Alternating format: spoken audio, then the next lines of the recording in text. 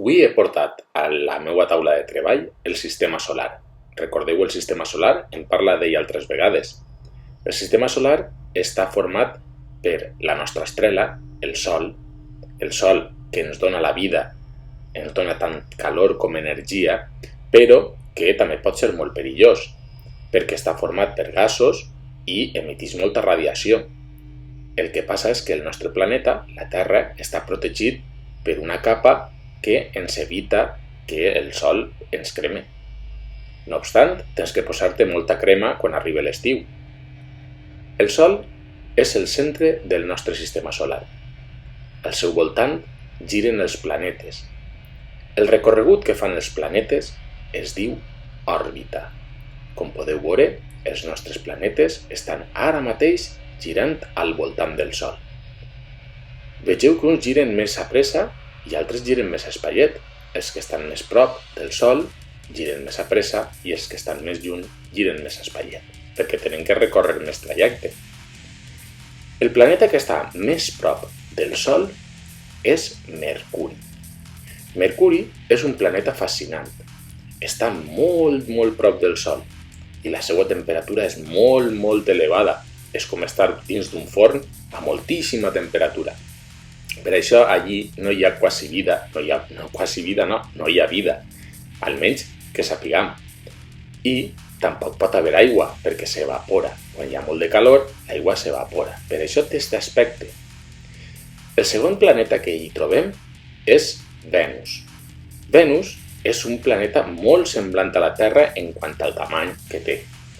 És un planeta que es pot veure molt clarament des de la Terra, perquè es veu com una estrella gegant que brilla molt, però no és una estrella, perquè no té llum pròpia. El que vegem és el reflexe de la llum del Sol.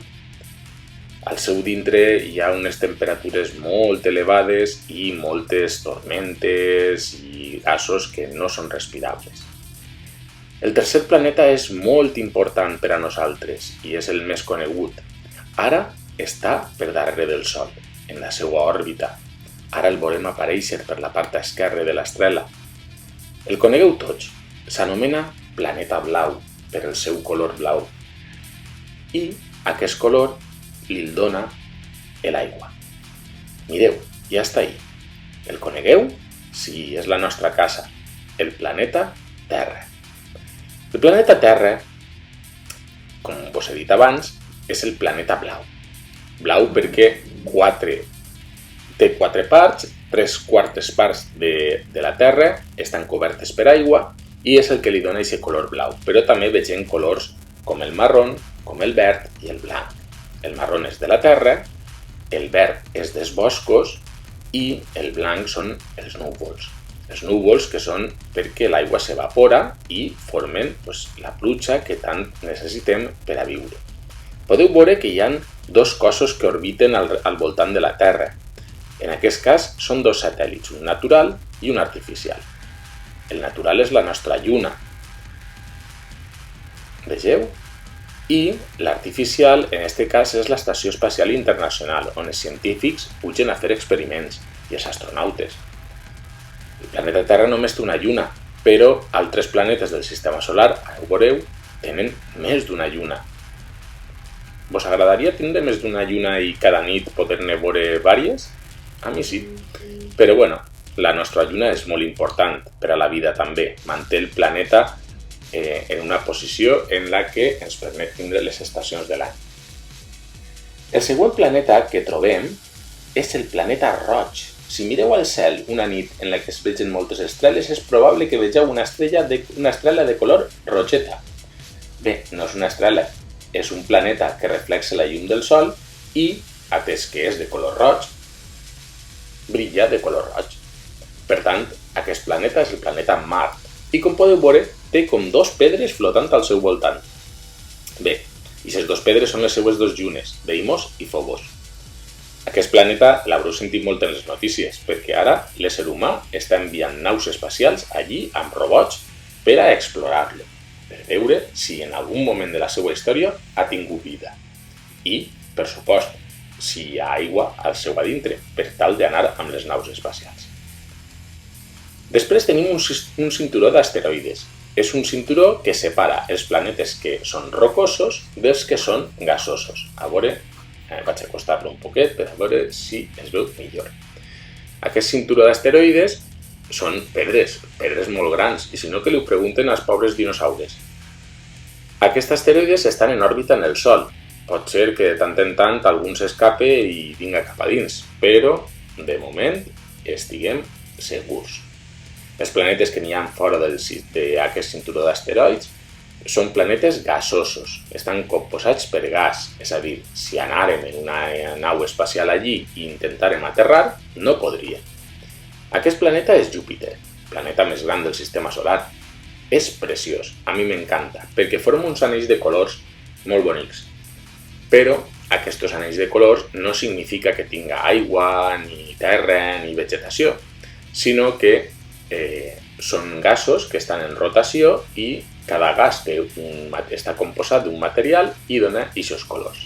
Vegeu quantes llunes té Júpiter? Fixeu-vos, imagineu que tinguera terra, poguérem aterrar allí i gaudir d'una nit de lluna plena, o de llunes plenes. Júpiter és fascinant. A més, al ser tan gran, té una força de gravetat enorme i la força de gravetat fa que els asteroids que puguen vindre cap a la Terra siguin atrets per aquest planeta, i Saturn també. Per tant, és com una mena de defensor nostre. Per això li tinc tant d'apreci a aquest planeta. Fixeu-vos quins colors més bonics als pols. Els pols es veuen clarament. Fixeu-vos les llunes, que boniques són. Després de Júpiter, anem a buscar un altre planeta, un dels vostres favorits segur, Saturn. Per què és un dels vostres favorits? Bé, a banda dels colors que formen els gasos al seu interior i de totes aquestes llunes que té meravelloses, els anells. Els anells són famosos i fan que el planeta Saturn siga quasi únic i diferent a la resta. Tots hem somiat alguna vegada en córrer per aquests anells, veritat? Bé, doncs serà un poc difícil, perquè aquests anells, en realitat, no són plans, encara que la semblen, no? Són roques, moltíssimes roques, que estan pegant la volta al planeta. I en la distància fan que pareguen anells, però en realitat no és ninguna pista d'atletisme gegant, encara que molaria molt. Els colors que té són deguts als gasos, les tormentes enormes de gasos que hi ha dins, però com ja vos he dit abans, llevat de que tinga un nucli sòlid, no es podria aterrar mai en aquest planeta. Sí que podríem travessar-lo, sempre i quan una tormenta no destruirà la nostra nau.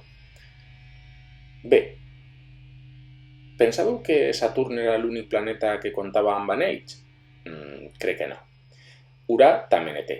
El que passa és que Urà té un anell que està composat per menys quantitat de roques i no es veuen a simple vista amb un telescopi. Hi ha que aproximar-se un poquet més. El que passa és que els telescopis cada vegada són millors i hem aconseguit veure que sí que té un anell. Un anell, a més, que és curiós perquè, així com Saturn el vegem en horitzontal, Urà està en vertical. I aquest és Neptú, un planeta també molt curiós per el seu color i per les llunes. No es coneix massa quantitat de dades d'ell, però últimament s'estan enviant moltes naus espacials, moltes sondes a explorar-lo. Aquest podríem dir que és l'últim planeta del sistema solar. I per què ara vos ensenyo Plutó? Bé, doncs perquè fins fa molt poquet tenia l'honor de ser un dels 9 planetes del sistema solar. Espera, Eliseo, has dit que hi havia 8. Sí, en realitat són 8, perquè els científics es reuniren i establiren que per a ser planeta un cos tenia que tindre un tamany, un cert tamany. Què li passava a Plutó? Que no arribava a aquest tamany. Aleshores el vàrem eliminar. Espera, hem eliminat un planeta? No. Plutó continua ahí on estava. Però ara mateix no és considerat un planeta. Plutó és considerat un nanoplaneta. Bé, espero que vos hagi agradat aquesta visió del sistema solar. Espero que hàgiu après molt sobre els 8 planetes que formen el sistema solar, sobre la nostra estrella, el Sol, i, sobretot, que li tinguem un apreci molt gran a la vida que hi ha dins de l'únic cos capaç de tindre vida de tots aquests que us he mostrat, el planeta Terra.